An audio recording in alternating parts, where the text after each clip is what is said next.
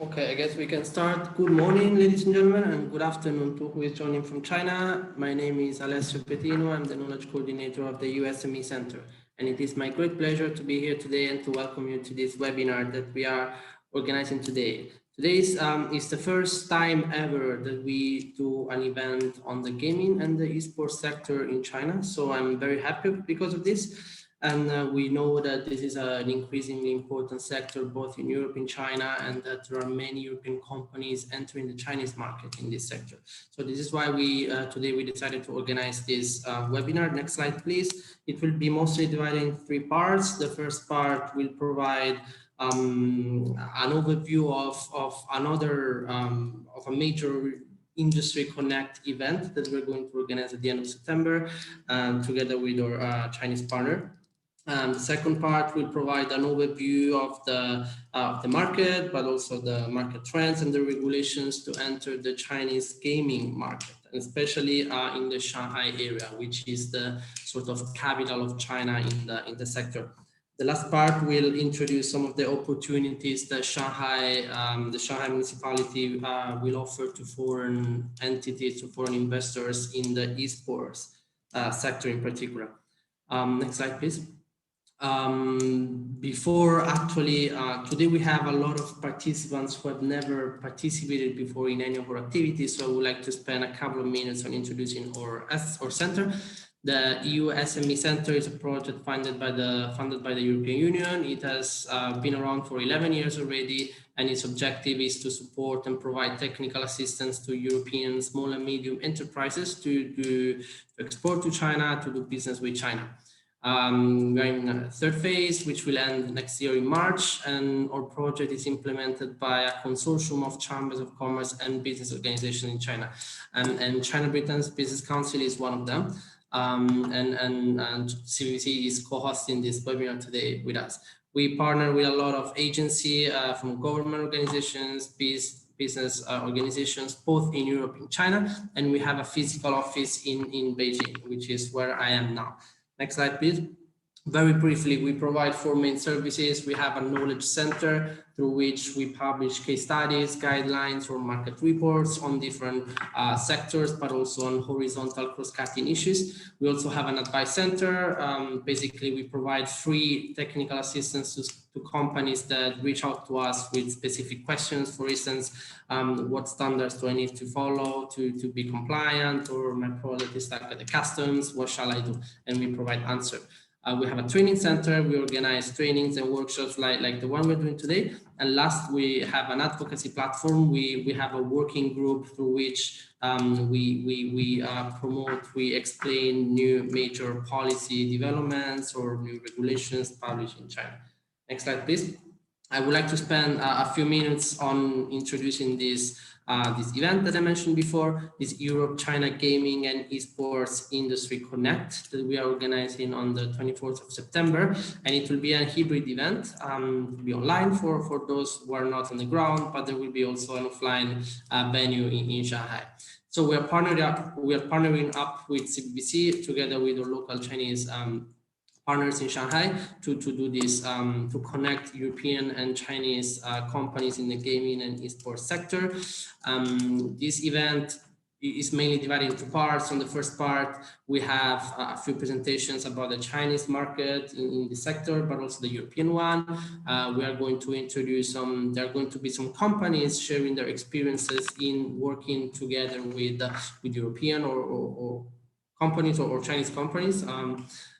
Then we are going to have the second part will be a pitching. There will be we will present some European companies and some Chinese companies that are interested in exploring collaboration together.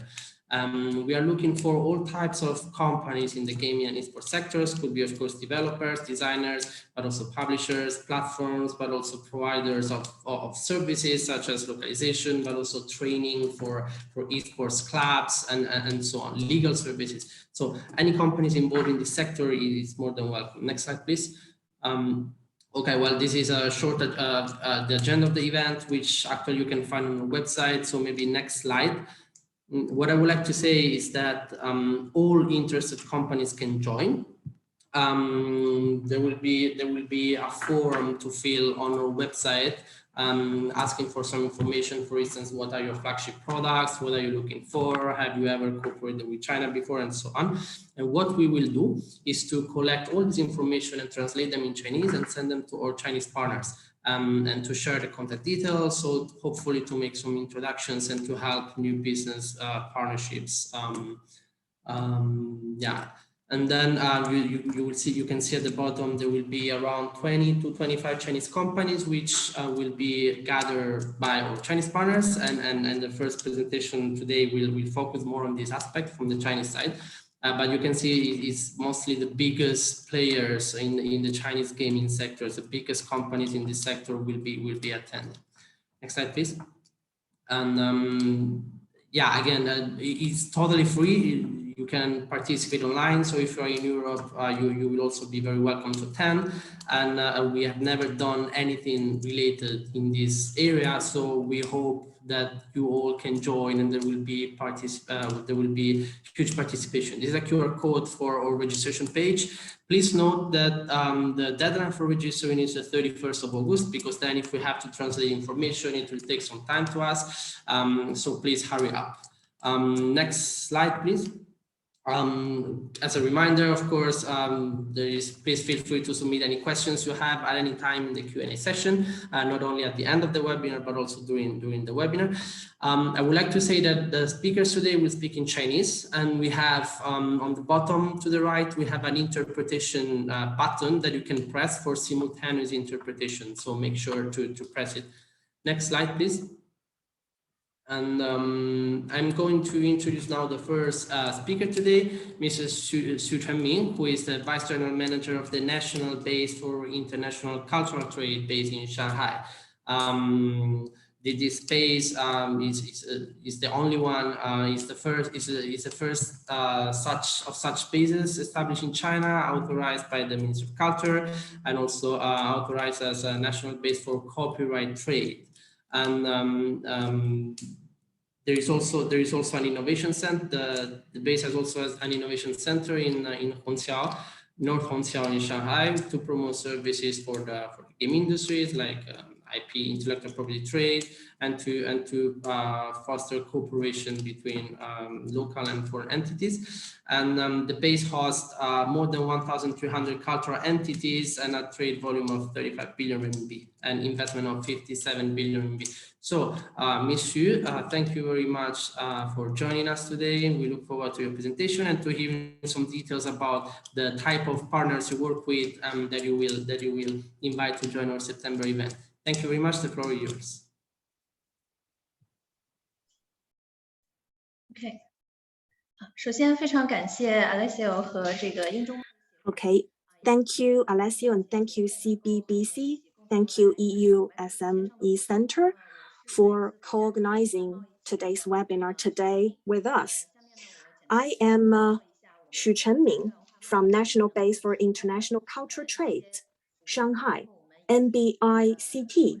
Next, I'm going to introduce what kind of services we can provide and the projects we're doing. So, a very brief introduction to our organization. As Alessio mentioned, we are the very first national base for international culture trade, and we're located in the bounded area of Shanghai. And in 2014, we were authorized as national base for copyright trade. So we are like a dual base at a national level. So it helped us serving Chinese companies going global for more cultural trade, and also providing professional services to foreign companies coming to China. We are like a very professional platform. And as I've mentioned, we're located in Shanghai, Waigaoqiao Free Trade Zone, the bounded area. And we have done a lot of explorations to open up further our business and make our services more professional. And now we've gathered more than 1,400 cultural or related industries and enterprises with investment attracted of more than 58 billion yuan, and annual trade volume exceeding 35 billion yuan. And since last year, we opened up new business sectors. We built up our digital trade port at Shanghai Hongqiao Business District, and we have attracted nearly 100 digital enterprises. 46 of them are from the gaming or related area.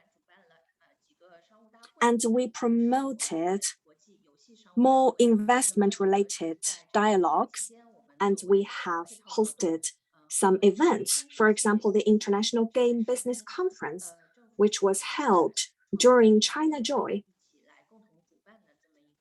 And we organized this event together with the Game Committee of China Audio, Video, and Digital Publishing Association. And at this event last year, we released the 1,000 sales plan, providing services and supports for outstanding digital culture enterprises on their global development. And also, we had our very first Shanghai International Game Industry Trade Fair to provide better business matching services to interested companies, to build up a more friendly platform to promote collaborations among them. And for this one, as Alessio mentioned, the China-Europe Gaming and Esports Matchmaking Day, or which will be held on the 24th of September. And by then, we will invite a lot of gaming companies to participate. And at that event, we will release professional reports to help the gaming participants know better about the market. And then about our platform-based services. First of all, within the free trade zone, we enjoyed the very preferential policies in the bonded area. So we help a lot of enterprises set up their entities within the bonded area, and we offered them more comprehensive services and some consulting help as well. And in terms of business registration, companies can also benefit from these preferential policies, including better access to business license and tax registration. And also, we have some very helpful services provided to some foreign business people to attend large events, and we can help them with immigration service and visa service. In terms of the financial services, basically focus border financial services. We'll make full use of the favorable policies within the free trade zone and try to provide all kinds of consulting as well as financial services to our partners and companies. And fourthly, it's basically about the game entertainment equipment. And we have already provided such services towards Global Harbor, Siga City Park, as well as Pachinko, to help them import all the equipment, for example, in terms of importing, registration, warehousing, and all kinds of supervision procedures. And during all this process, the PS5 as well as Xbox, they have come into China through our port, and we help them to make sure that everything they do is in line with the rules and regulations. And also, we can even try to help them with other relevant services in this regard. And in the next stage, of course, we would like to see more companies and associations or other institutions to join hands with us to, for example, carry out game localization training, game art and art design training, and IP-related training, cooperation and communication, you name it. We are always open-minded towards this topic, and hopefully we can have more cooperation with the relevant counterparts from overseas. And that's a short introduction. And now we would like to look forward to the representatives from the Game Industries Association. Hopefully we'll be able to know more about the policies from their speeches. That's it from me. Thank you. Thank you, Xu Zong. And then moving now to the second speaker, Mr. Han Shuai, who is the Secretary General of the Shanghai Online Game Association. The association was founded in 2016 and by a number of online gaming companies in Shanghai. It's actually a non-governmental organization focusing on helping serving the gaming industry and to setting the regulation for the industry, but also to promote international cooperation, exchanges, and communication. And currently they have over 120 members in the organization. And thank you, Mr. Han, for being with us today. And the floor is yours now.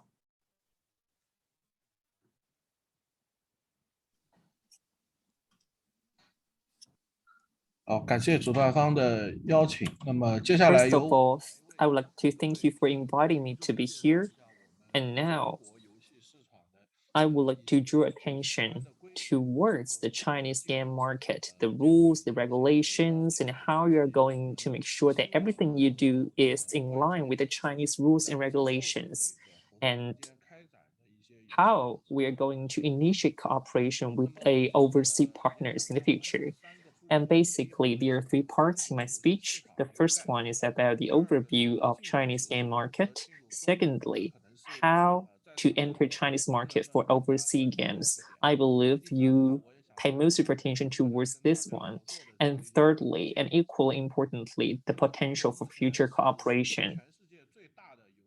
I would say that China is now the largest gaming consumer market in the world, and currently we have more than 600 million consumers in this industry, and the sales of the game market reached almost 300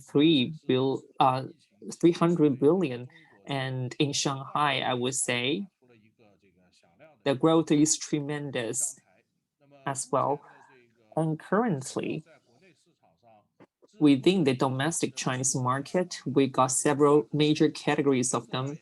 For example, the role-playing Go, the MMORPG, and also the card games, the strategy games, and brown RPG, the puzzle games, the sport games, the MOBA, the shooting games, and other types of them. And in terms of the best-selling games in 2020, I would say RPG, multiplayer, online gaming were actually the most popular one. And in terms of the game's themes, I would say there are a lot of Chinese characteristics. For example, we got this traditional culture, fantasy, magical thing, the wuxia things, that is Chinese martial arts, and also we got contemporary things, and also we got sports-related things too. For esports, it's about to be booming in the Chinese market. And I'm sure that Secretary General Zhu from the Shanghai Electronic Sports Association will brief you upon that. And as for the future of China's game industry, I would say we'll particularly focus on cloud gaming, esports, and VR. And for cloud gaming, it is bound to develop because we have seen the commercial use of 5G technology and has really attracted worldwide attention. And for cloud gaming, it will be a major point or focus for many gaming enterprises. And if you're interested in this, feel free to negotiate and communicate with the major stakeholders in China. And esports, of course, it's actually developing very fast in the Chinese market. And later there will be speaker briefing upon that specific topic. And as for VR, it's relatively new, and it's all about immersive experience for our users to make sure that everybody can be engaged in the entire gaming scenario. And with the development of technologies, VR games, in my view, will be able to have certain share in the Chinese market. Secondly, it's about cross-sector integration. That will be the main trend. And in the past, we would focus a little bit on the R&D of their own games, but now more and more games would like to initiate cross-sector cooperation. Not a long time ago, Mihail in Shanghai, there is actually an IP called Yuanshen in Chinese, and it's now cooperated with KFC. And as a result, some of the popular products from KFC have been sold very quickly because of the cooperation in IP. And also for gaming industry, it can also join hands with education, tourism, and even sports. In this way, they will be able to play a better role in the society and hopefully helping users to learn from each other in different sectors and industries. And here are some of the regulations and policy in the Chinese market. And the most important one is the provisions on the administration of online publishing services. And as for online game, it's actually a service that should be regulated and overseen by the authorities. And of course, the content will have to go through all kinds of censors. And there are several content and rules and regulations about that. And I have listed several points here. And you can also feel free to check that by yourself. And here is a list of them on my PowerPoint. And also we got some protocols from other departments, which will try to give us a lot of other details on that specific point. And also, you're also very cared about the qualification here. And before an online game is published, of course, it will really have to be reported to the SARFT for examination and approval. And also you'll have to get the relevant number, qualification number. So it is with the overseas games. You'll really have to be approved and examined in the Chinese market. And before the examination approval, there's no way for the overseas games to be published. And basically, it's the same when it comes to the Chinese games as well as overseas games. And besides all of that, this year we have saw the new regulation, that is the law of the People's Republic of China on the protection of minors. And there is actually a specific part on, for example, online live streaming, as well as its impact on minors. And basically speaking, we'll try to really restrict the time spent by minors on online games. For example, how much time you could spend in online games for minors. And also for the consumption of the games, we have very clear as well as visible rules and regulations. Basically, I would say that the law here in this regard is very detailed. And I would say that for game enterprises, they have been seriously punished because of its violation against the law on the protection of minors. And basically, this is actually the specific regulations here in the law of the protection of minors. And of course, you can just refer to the PowerPoints here, or you can feel free to check that online by yourself. And now I would like to talk about the differences between domestic and overseas games. And for example, we got difference in policy and we got difference in culture, while at the same time, we have already spotted the difference in operation. And in China, we got very strict reviewing system in China, and we have the relevant protocols in place too. And here are some of the standards. Of course, we'll pay special attention towards the content as well as the protection of minors here. For players from domestic and overseas gaming markets have different preferences. For example, for Chinese players, they prefer mobile games. For European users, they like PC games, as well as for Japanese users, they prefer console games. And it's actually their preferences.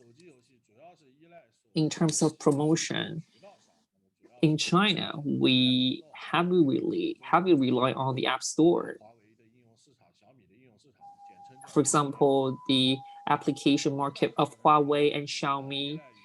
And as for Europe, we'll probably rely on the platform stores on computers and Google Play, for example. And as for Japan, basically it's all about console-related platforms. And as for social media, it's actually a very good means for us to popularize our games. And in China, we have Weibo, the Chinese Twitter, TikTok, and WeChat. And these are all the very important channels for us to popularize and promote the game. And as for Europe and America, it's basically about Facebook, Google Play, and App Store. And as for Japan and Republic of Korea, they have their own channels of promotion, for example, Line and Kakao. And as for payment model, we got major differences too. For Chinese gamers or users, they have been accustomed to this model that is free to play plus micropayments later. And this is actually the major model we see in the Chinese market. While when it comes to Europe and America, the model will be paid to play. And as for Japanese and Korean users, they would prefer to buy some game discs. And in this way, they will be able to pay the relevant fees in order to play the games. And many people are very concerned about the necessity for entity based in China. From the perspective of laws and regulations, of course, we do need the entity based in China, or Chinese entity, if you like. So in this way, you will be able to file application. And that's actually the precondition here. And if you do want to publish the games in the Chinese market, of course, you do need to source and gain the very relevant qualification of operation in China. And as for cooperation models, there are several of them. And according to the Chinese law, the foreign entity, it could not directly release or publish the games in the Chinese market. Of course, you can do R&D by yourself, but when it comes to the promotion of that, you'll really have to give the right towards the relevant Chinese counterpart. An overview of very big game developers globally, they almost all follow this type of model. For example, NetEase cooperation with Blizzard is following such a model. Blizzard handled over their Chinese business to NetEase. And for Fate/Grand Order, they also followed the same approach for exclusive agency. And also a very famous game called Minecraft was also represented by NetEase in the Chinese market. So if you want to choose a Chinese agent, maybe you need to sign an exclusive contract. And in the rest of the year, our organization will also launch a contract template for the exclusive agency contract. And by then, welcome to download it for free at our website. And of course, IP licensing is another very popular model for cooperation. The IP owner can authorize their copyright to some game companies, and it can be used within a certain scope. IP owner is not necessarily a game developer. They just own an IP of an animation or a movie or a certain animation figure or image, and they could authorize the IP to some producers. And this can be a very popular model for cooperation, as I mentioned. For example, some Japanese animation IP have been authorized to some Chinese agents, for example, Detective Conan, and some very famous games. The IP owner is still the Japanese company, but they would authorize the IP to their Chinese agents. And then about future development, because our organization would like to work with more overseas partners in the future to achieve better cooperation. So firstly, we want to optimize our communication on technological development between the domestic and the international industry participants. And we want to enhance our dialogues in terms of game engine, 5G, cloud gaming, VR gaming, etc. And secondly, we hope we can formulate some feasible plans to unify international standard for esports. Because for Shanghai, as we plan to build Shanghai as an international capital for esports, we are trying to draft some industry standards, and we want these standards to be recognized by our international counterparts. So we hope more associations or agencies can join us and help us review these draft standards. And thirdly, we want to help some renowned European trade fairs for games to enter China. And as Ms. Xu mentioned, their organization, NBICT, is very capable of organizing large events and exhibitions. And also some international renowned trade fairs like Gamescom are very welcome to come to China because we have so many gaming company resources. And we hope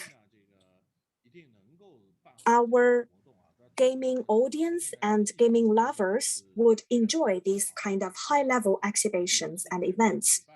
And one other important reason is that in China, COVID-19 pandemic has been contained very well. So it would be a very ideal environment to organize these kind of gaming and esports events in China. And this is basically all from me, and hopefully the information will be helpful. And if you have any question, please don't hesitate to ask. For the excellent presentation, I think there was a lot of very useful content that we were actually requested to present today. So thank you very much. Actually, there already is one question in the Q&A for you. So next, I would like to give the floor to Mr. Zhu Qingqing, who is the Secretary General of the Shanghai Electronic Sports Association, which is an association founded in 2007, approved by the Shanghai Municipal Sports Bureau, and it's responsible for managing and planning esports events in Shanghai. There are more than 140 member companies in this association, including all the big names that you see in the slide. There are also esports clubs, as well as education companies and media companies. So thank you very much, Mr. Zhu, for being with us today, and the floor is yours. Thank you.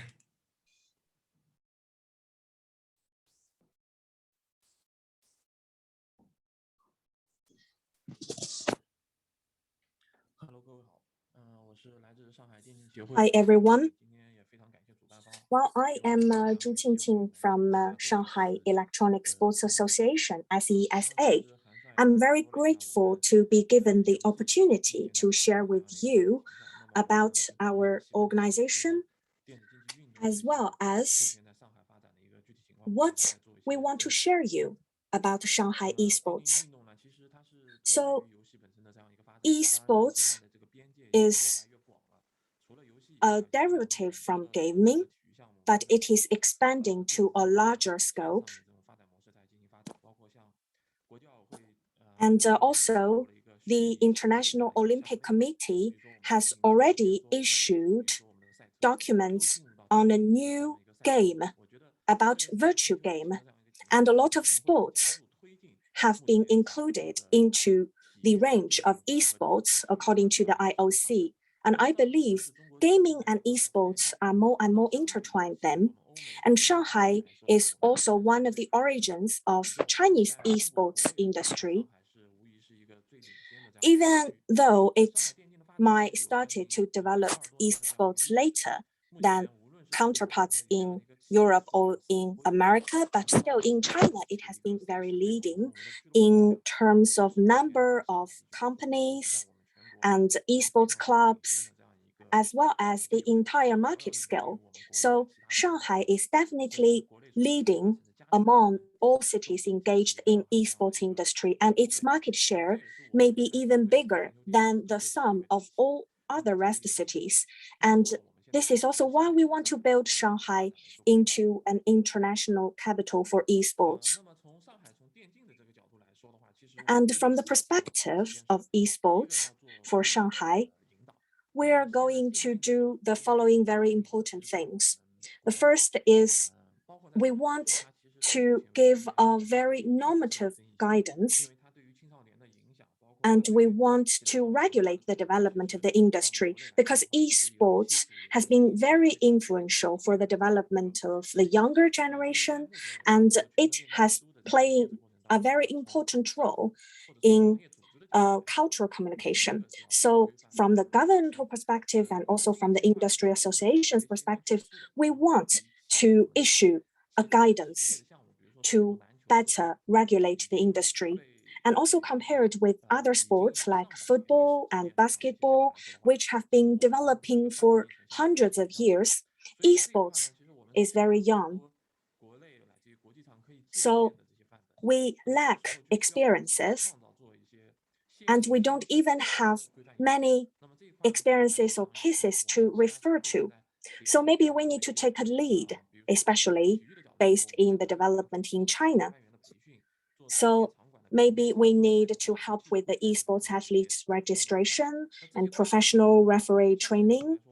And we need to make standards for these different business. And in Shanghai, we have a very favorable environment to formulate these standards. And hopefully they will be more and more innovative and standardized, and will be spread to the surrounding area, for example, the Yangtze River Delta area. And hopefully it will help us establish a better esports industry in China. And I believe this kind of normative guidance will play a critical role for better establishment of esports sector in China. And the second important thing we want to do is to hold higher quality events to better empower the industry. So every year, there might be over 2,000 esports games, big or small, organized in Shanghai. Some of them are very top class. For example, the finals of League of Legends and CSGO finals all have been organized in Shanghai. And also some other lower level esports competitions engaging a lot of people's participation have been held in Shanghai as well. And hopefully, in terms of organization of these events, we can make them up to the standards of sports events. And I believe you know that for sports events, there are very clear categories and levels. For example, there are international Olympic games, there are continental sports games. But for esports gaming, we do not have this kind of clarified level system yet. So in the future, we may want the mechanism to be more clarified and more regulated. And also we know that these days, esports events held by different companies might be quite famous and influential. But for industry organizations as third party to hold such events, we would encounter a lot of obstacles.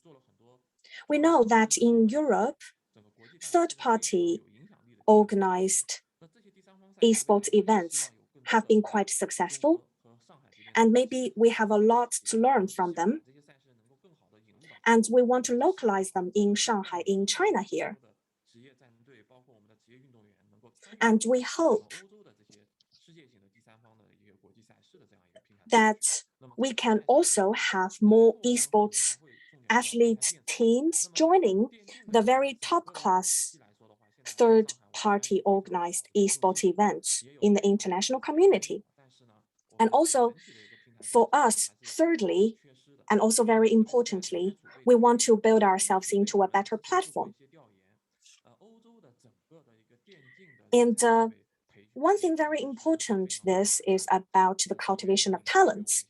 In Europe, we know that they have a very sophisticated system of nurturing talents, and they are very experienced in this. In China, we have very good resources because we have such a large young generation base who are interested in esports, who are also very good at esports. But still, in China, we do not have very good platform to further cultivate and educate them. And in terms of platform, we lack resources because we have a much shorter history in esports. So maybe in the future, we want to collaborate more with our Western partners, our European partners, to be given better resources to help us cultivate our esports talents. And since long ago, we included esports into the realm of sports. But we have been knowing that there were some conflicts because the mainstream society would still have some disputes about esports, and we are trying to gradually change people's mindset about this. And we, as I've said, we helped with the esports players registration. And in order to encourage them, we invite the Olympic champions to attend their registration ceremony. And we asked these Olympic champions to grant certificates to esports players so that the esports players will be better encouraged. And also we have done esports venue rating. Some esports venues have been very big. For example, the Mercedes-Benz venue and the Oriental Sports venue have been very large ones, and we rated them as the A-level venue.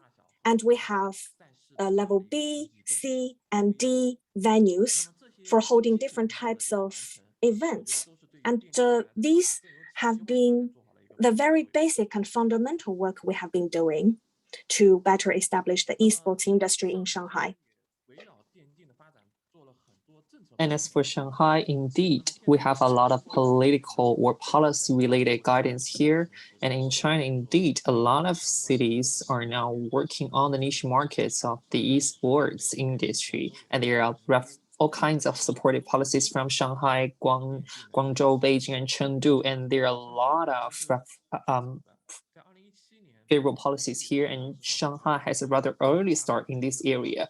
And in 2017, And there has been such a document that is the 50 articles for the development of the cultural and innovative industries here in order to accelerate the industry development in Shanghai, then be it for our industry or the sports as a whole.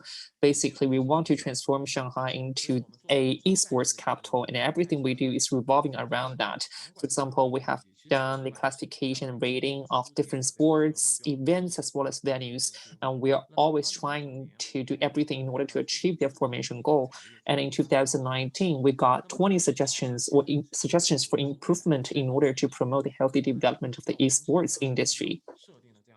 And basically, we have our plan here in place for the next 3 to 5 years. And as for esports development, overall speaking, around the globe, I would say China has the largest market in the world, and we got a lot of audience here in China. And according to our statistics, currently we have over 0.5 billion people engaged in the industry, and it's on the rise. And currently, I would say the major age range is between 15 to 45 years, and I believe such a range will be even widened in the future. And as for the global landscape, according to our market survey, for developed countries, it's basically about Northern American, Eastern Asia, and other areas. For all those areas, they are relatively developed financially speaking, and there are always a lot of people living in those areas, and that's actually the foundation for the fast development of the esports industry. And currently speaking, I would say we have done a lot of comparison between different international cities, and in order to do our job well, we have to learn from and know about what other cities have done. And we got this upstream, middle stream, and downstream supply chain part. And now we're currently, I would say, boasting our advantages in the middle to lower end stream. But in terms of upstream, we lack the advantages because we have relatively late start, while at the same time, for the talent pool building of R&D staff, we haven't done enough. Then in terms of upstream, we focus more on R&D, that is the work done by the major game companies, for example, Tencent as well as NetEase, while at the same time, we simply just import all kinds of games and ideas and concepts from overseas, and we really lack the DIY products developed ourselves. And in America, for example, we got Los Angeles, Atlanta, New York, and Seattle in the United States. They have really world-class game enterprises in R&D. And in Europe, we got Stockholm, Berlin, and Paris. And they really have accumulated a lot of experience in R&D in games. And I would say those things will be highly complementary towards Shanghai. And in terms of event or clubs, I would say on the country, Shanghai will be really competitive in these two areas. For example, in the recent 2 years, we have held a lot of esports events, especially the professional leagues. I would say a lot of them simply took roots in Shanghai, and indeed we have a lot of international clubs and a lot of top-notch athletes in this area are now based in Shanghai, and that makes Shanghai really competitive. Then in terms of downstream, it's basically about popularization of the content related to esports. For content making, popularization, as well as the market size, audience size, while at the same time some derivative aspects, the training, the education in esports. Indeed, we have a lot of top leaders in the industry helping us with that. And indeed, we have a lot of audience in this area too. And I think in the future for Shanghai, there's a lot more to be presented to the entire world. In order to build ourselves into the capital of esports, indeed, we have to do several things better in the future. First of all, it's basically about production inheritance as well as integration. And we do really want to join hands with the forerunners in the industry around the world. And we can just have the cooperation in many aspects. For example, in order to promote the interaction between esports and sports, as pointed by Mr. Han, we can make relevant standards. And now we really lack professional leagues or association as what we see in the football game. For example, in football games, we have the FIBA or other authoritative association, but in esports, we lack such an institution organization, making it really hard for us to popularize and promote the relevant standards. And in Shanghai, we are now currently working out and trying to promote some industrial standards. And of course, there are good scenarios for us to use the standards here in Shanghai, because there are a lot of content and enterprise and events held in Shanghai. And hopefully in the future, we can popularize all those standards geographically to make sure that the standards can be used all over China, maybe even around the world in the future. We want to ensure the standards can cover the entire esports industry. And I think in this way, it will be really conducive to the further communication among all of us in sports industry. And also, based on the nature of sports, in terms of events as well as people-to-people exchange, we do need to enhance our work in this area. And before COVID-19, we have our goals, that is to introduce a lot of top-notch events in China from overseas, and I think they can play a major role in helping us achieve our goal. And in the recent years, we got PR9 and R10 and other top-notch events. And in Europe, of course, we got relatively mature esports platforms already. And for Chinese users, they have been familiarizing themselves with those. And in terms of sports, I believe that if Olympics, if World Cup just take place, or NBA games just take place near to us, then I would say it will play a fundamental role in helping to promote the content relevant to the games or the events. And in that way, we hope that we can just borrow a lot from the European advanced events as well as platforms and try to introduce the clubs from the European countries to China as a way for us to further explore our work in the future. In Shanghai, currently we already have international esports organizations and enterprises to really have interactions with Shanghai and China as a whole. And of course, Korea has really standing at the forefront here because geographically we're close to each other, and while at the same time it has high level of competency in esports. And a lot of Korean sports, they have attached great importance to the Chinese market, and a lot of operation of their clubs will have to be supported by their Chinese branches. For example, TNG or T1 Club or DWG Club. They have all taken roots in Shanghai. That is their branches in Shanghai. And for some other clubs, they even set up their own team to join our own events or alliance. And of course, in China, we have Liquid Fizz or C9. They're also world-class clubs, and Chinese users or gamers, they're very familiar with them. It's just like the football clubs from European countries. I think football fans are very familiar with them. And indeed, in China, we have a lot of audience and with great potential. And in the future, I'm thinking about if it's possible for us to introduce some of the clubs from Europe to Shanghai, and maybe to set up their sub-teams here in Shanghai at local level. Indeed, we try to make esports professional. And we would like to see that European top-notch clubs will be able to set up their teams in Shanghai to join all those sports events held in Shanghai. And also for clubs as well as events, there are a lot of people-to-people exchanges and communications. For example, for football and basketball league, we will, of course, attract a lot of top-notch athletes from all over the world to China to join this competition. And in terms of esports, in recent few years, we have seen a lot of Chinese clubs employing employing top-notch athletes and esports athletes from other countries. Basically, they are all concentrated in South Korea, but I would say that there are a lot of good ones from European countries too.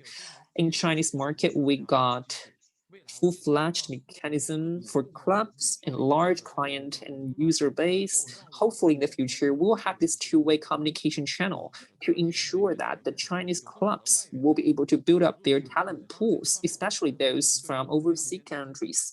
Of course, this will pose higher requirements for organizations. For example, we have our organizations here, that is MBICT, according to the speaker today. If there are foreign esports players joining the games in Shanghai, then could we possibly provide some favorable policies for them to enter into China? There is the relevant immigration services for them. And indeed, for some of the top-notch foreign players borrowed by Chinese clubs, it's really hard for us to identify or take them as an athlete or pure athlete. And then we got relevant issues, for example, the obscurity in their information, as in how long they were staying in China, for example.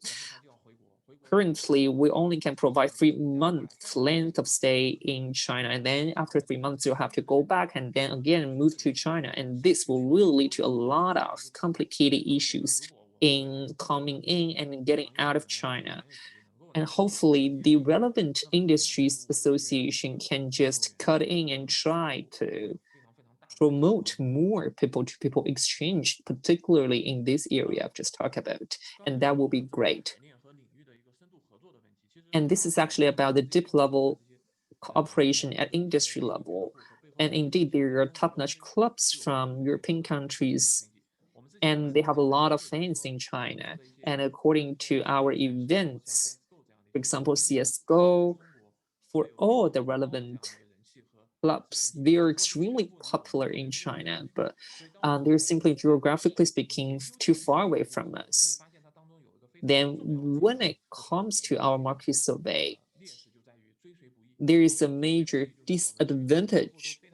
That is, it's really hard to follow them constantly. Even if we really like them, it's really hard for us to remain close contact with them because we're geographically apart from each other. And as for this point, I would say there will be a long gap between us as well as our top-notch clubs in European countries. And now we got this online operation, and maybe after COVID-19, a lot of clubs and esports athletes, they will come to us physically offline, and in the future we'll be able to, as I think, we'll have more interaction online. And now we got the third party sports platforms being put in place in Shanghai, and we do hope that foreign athletes as well as clubs and even teams from foreign countries will join us in these events. And this will be really beneficial for us to popularize our esports culture in Shanghai and to promote our relevant products, while at the same time to help foreign enterprises and clubs to take roots in Shanghai. And finally, it's about talents. And indeed, in terms of upstream, we have been like behind. And this is because we haven't done enough in terms of talent cultivation.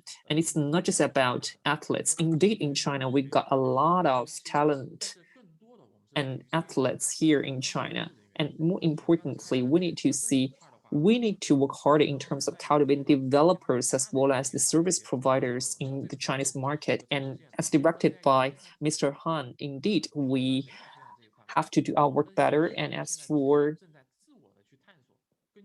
the talents at backend, we are now trying to explore the opportunities in the marketplace, but now we really lack theories. And of course, we need to enhance the theoretical construction. But of course, due to the very short history of esports development in China, we do not have that fundamental theories here. And we can learn a lot from our European counterparts in terms of this, because they have been a pioneer in terms of this. And hopefully we can achieve a more effective and efficient approach to build up a sound talent pool, and we can have more international communications on theories, on more techniques about esports, and make this industry more well-rounded here in China. So this is basically what I want to share with you.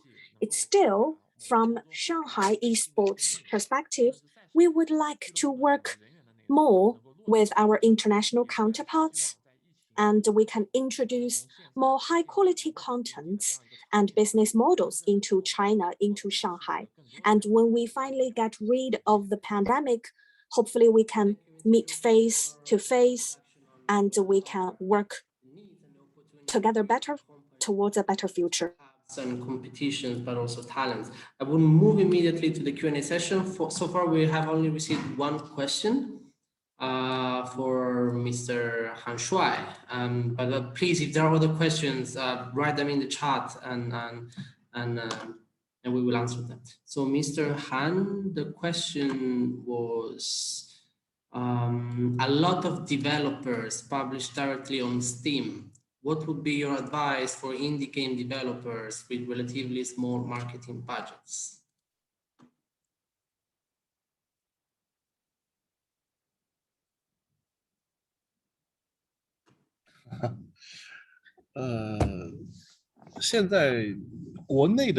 Actually, in the Chinese market, for some small to medium-sized game developers, it's being less and less friendly in terms of the development environment for them, because the Chinese game lovers are more and more demanding for the quality of games.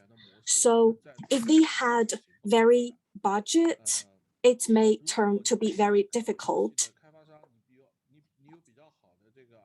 And if for game developers, they have very good idea or they have very strong capability, maybe they can go to work together for some work together with some larger agencies and larger organizations, maybe to ask for some investment from them so that they can have more input into the game development so that they can develop better games to cater to the Chinese market. But if they have a very tight budget, or if they are very a small entity, it will be very difficult for them to develop good games.